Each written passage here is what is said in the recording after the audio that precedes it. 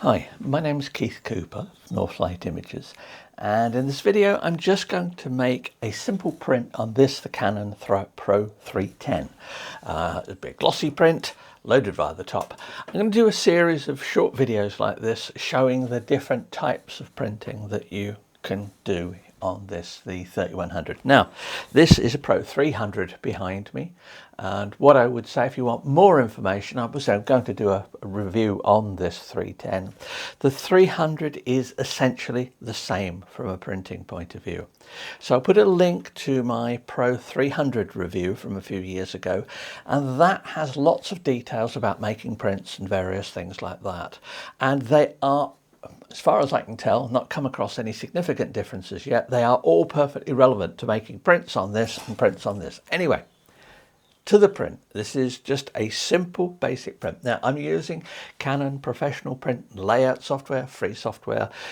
You can install it when you set the printer up. It works, in this instance, I'm using it as a plugin for Photoshop. And you use it via the Automate menu, and it takes whatever images you've got open and pops them into this, ready for printing if you want. Now, you can use it standalone as well. And one of the reasons I often show printing using this and suggest it to people who are new to printing with this is that it does everything you need. It does a few more things as well. It does layout and various other stuff, but it does have a manual and all details for that. But really, it's the same on this Mac or if I was using a PC for printing. It is good enough to print good quality images. It includes all the color management stuff, so setting up profiles and things like that. It works, and that's the whole idea behind it.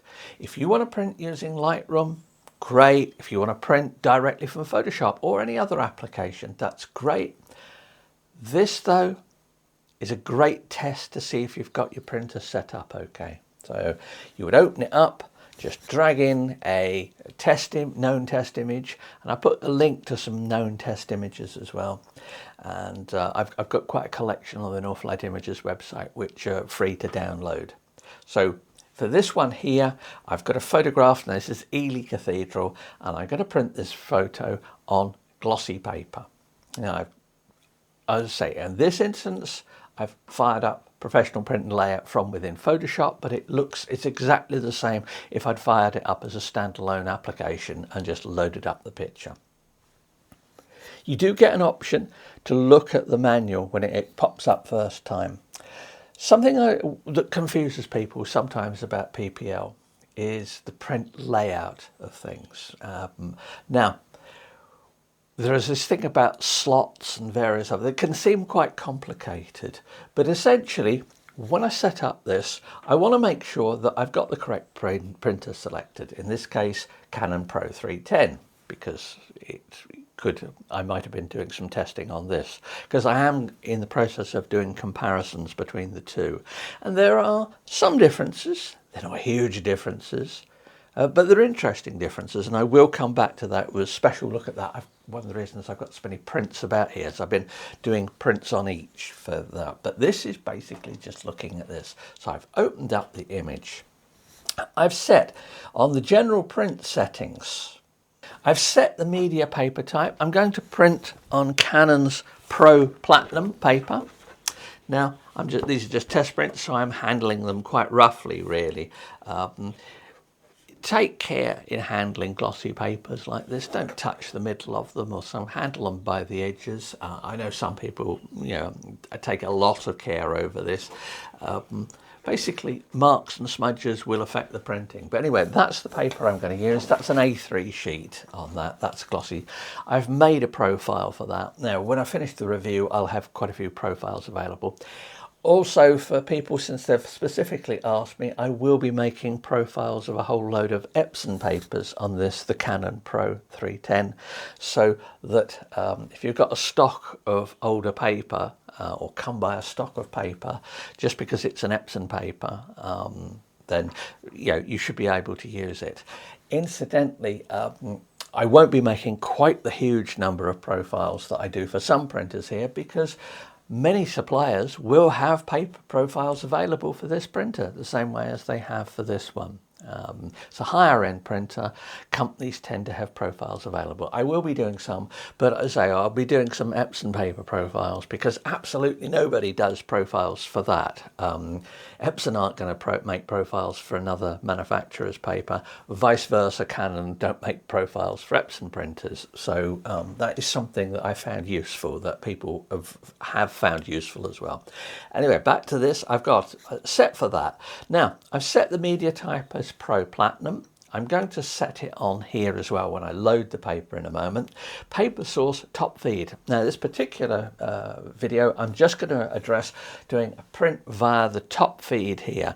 I'm going to have a look at some other papers and also using the feed at the back, and I'll look at long papers and other stuff as well. But this is really just this is how to do it. Now, print quality, I've set for highest. It's a little bit slower, doesn't make much difference, and you might as well on this. Does it use more ink? I think it might use a fraction more ink, but you know, if you're quibbling about things like that, then why have you bought a printer with 14.4mm ink cartridges and stuff? It's very much a printer aimed at a particular market for this. Now, clear coating, which is the clear coat that is applied to prints, is set to auto. I will have a look in the review at the clear coating. The clear coating setting does seem slightly different on this to the 300. It's on the 310, it seems to use the clear coating a little bit more generously. So it does give a slightly different feel to the prints if you look at them under sort of oblique lighting and things like that. So I've set this clear coating as on auto. I've not bothered with any of the Canon specifics, contrast reproduction, depth information. They are additional processing that can be applied to images. This image is an image that is ready to print. This is one. Actually getting images ready for print, that's another matter. I may well cover that in another video. I may go right from a camera image through to this, but this is just a print, assuming that you have an image you want to print. So we've got the print settings on that. In terms of color management, I've selected use ICC profile. You could let it do it automatically, in which case it would pick the Canon profile for this paper. It's a Canon paper, so there's a profile for it for this. Remember, the profiles are on your computer. You have profile works with a media setting and a paper and a printer. So this one you've got, it's set to Pro Platinum. Now I'm using my own profile I've made for this. One of the ones I've done for testing is one of the test targets I used for creating the profiles here. But anyway, I'm using that. That's all we need for that. One bit on this, rendering intent. Now, the Canon software only offers two rendering intents, perceptual and relative colorimetric. Because it is giving you an element of soft proofing in this window, and you can see that if you change between them, the look of the picture will change. In general, my starting point is relative colorimetric, but I will sometimes, depending on the images, have a look at perceptual. It's one of those things where there are no hard and fast rules for it. It depends on the look of the image. Now, I know that this one is edited fine. It prints okay. It's an image I've used for testing for years. When you've got a new printer, do start with known images, because it's very easy just to put one of your own photos in. It comes out wrong as a print. And you think, oh, printer's wrong. Well, maybe the printer is wrong. I doubt it, though. I suspect it's your image editing and your photography is wrong. Now, I can make those mistakes as well. So for when I'm doing testing stuff, I always use images that I've printed before, I know work, and there are no problems with. So we've got that. The one bit here where it takes a little bit of care is in the layout. Now, I've set alignment to center it. For this particular one, I've set the slot, and the slot is concept. If you imagine an image comes into a picture, there is a a paper area, and then slots are assigned where the pictures fit into. This becomes more useful if you want to use multiple pictures on a page and things like that. There are custom layouts, all sorts of things you can do in this. PPL is designed originally for Canon's much bigger printers, so it's actually a very capable bit of software, much like Epson Print Layout similarly was originally designed for their larger printers. So you've got this, I've loaded this image in, and I've set it so that I can adjust, and on here, image slot position margin. Now, if I change the margins on this, the image expands, and I can see it on there. I'm mirroring this onto that screen there. I can see it expands. Now, there are measurements here, and it says 19.1 millimeters. That is the left margin. Now, I've centered it so the margins are the same. Laying out to a particular size on this can seem a bit tricky, and it's one of those times where I might print directly from software. But as long as I know the size of the paper and the margins I want on it, I can set it in here. But anyway, I've got it set there. Incidentally, if I just click on the image, I get a little option box here that gives me the option to fit the image to the slot or fill image with fill slot with image. If I do fill slot with image, it's expanded the image up because the slot size is beyond the edges of the paper. So we won't bother with that one. We'll put fit image to slot, and there we go. You can set the margins at the sides and at the top. Notice, although this is a picture in portrait orientation, for some reason, the display always works this way round. It doesn't make any difference for printing, but you just have to look around to see your picture. So I've got everything set here. I've got the right paper set. Everything is basically set up, and I want to do this. I now want to print this. Now I've got to set up the printer. Open up the front here. Let's come on. If you've not used your printer for a week or two, it's worth using some plain paper through it just to do a nozzle check. That's from the maintenance menu here. I did that yesterday. I've been doing quite a bit of printing on this, so that's okay. All the ink levels are okay. So I notice I'm going to have to set this, put this into here, lift the second bit of the flap up as well for larger sheets of paper. So there we go. If I lift this other flap up, immediately comes up with a note here. There is a little animation showing you how to set paper. Now I'm just going to pop this paper in. Now let's get the right way around here.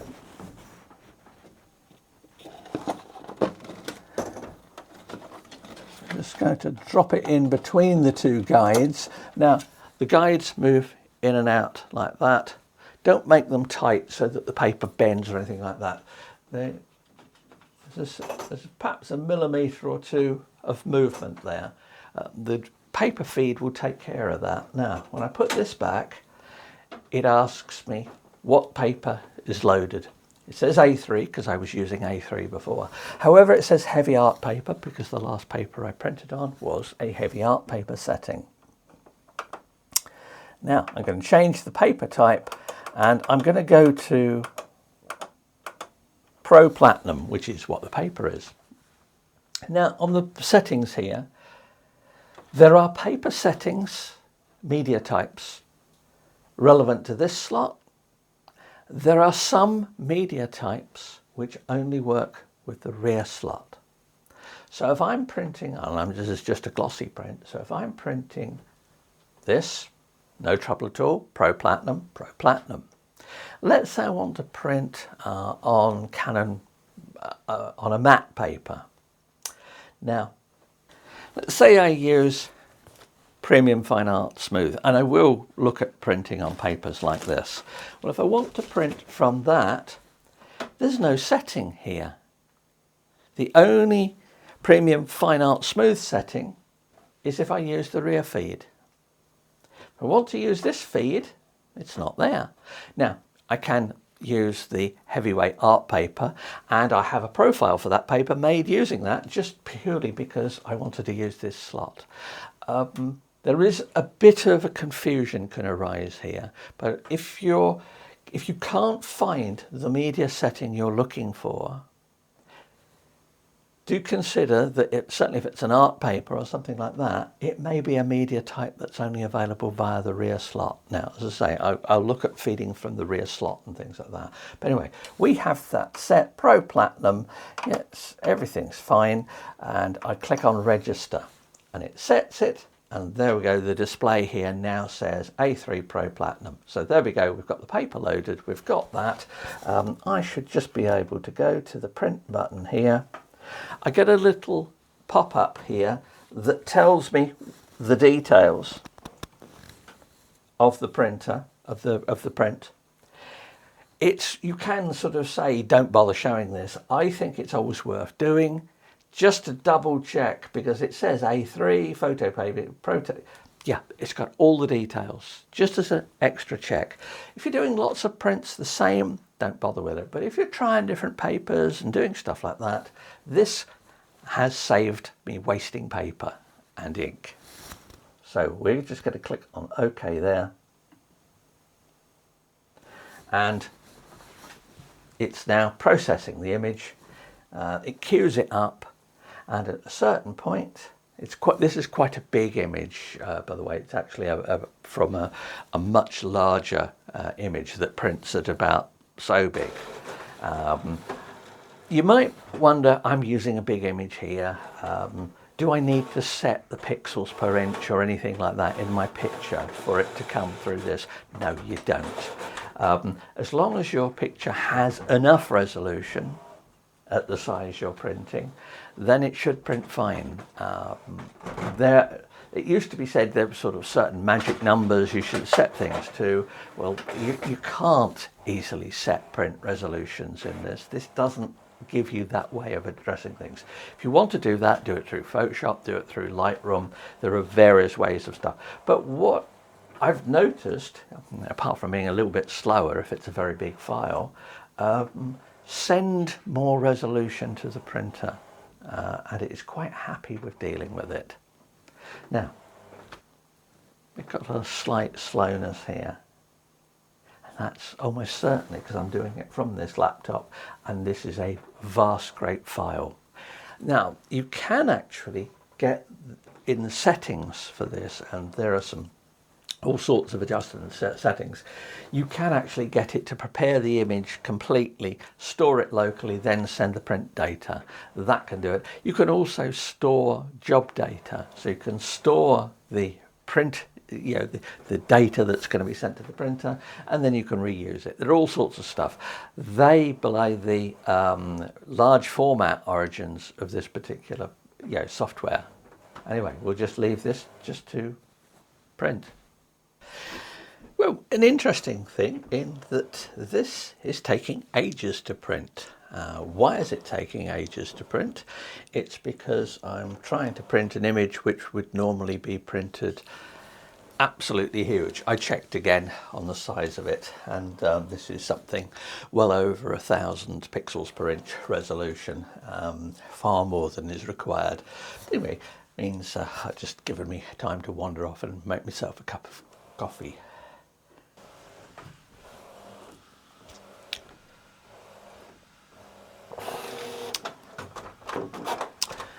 Well, there we are, one print. Let's have a quick look at it. Yeah, no obvious problems. I need to get my stronger glasses out or a loupe to actually check whether it's fine, but I know this printer prints well, so doing whatever printers do when they've... I have no idea why they do this, but they do. So there you have it, one glossy print. A slight gloss differential. Remember, this is pigment ink printer, so very slight gloss differential. In the highlights, looks pretty good. The Gloss Optimiser works well on this. It has a very even consistency to it. So that is the basics of how you make a simple print on this. Now, I've stretched it out a bit here. Do test your printer with a known test image, which will print a lot faster than this.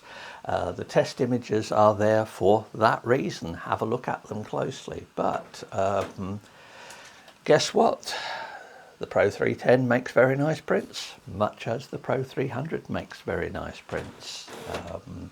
I will do some more, and as I'm going to compare the two, and there are some very subtle differences, but I'm going to say these are in the category of most people are never going to notice these. Who knows? Most people are never going to notice these differences at all. And you have to say, sometimes even when you point the differences out to people, they can't see them. So if you are of a very exacting nature, give it up.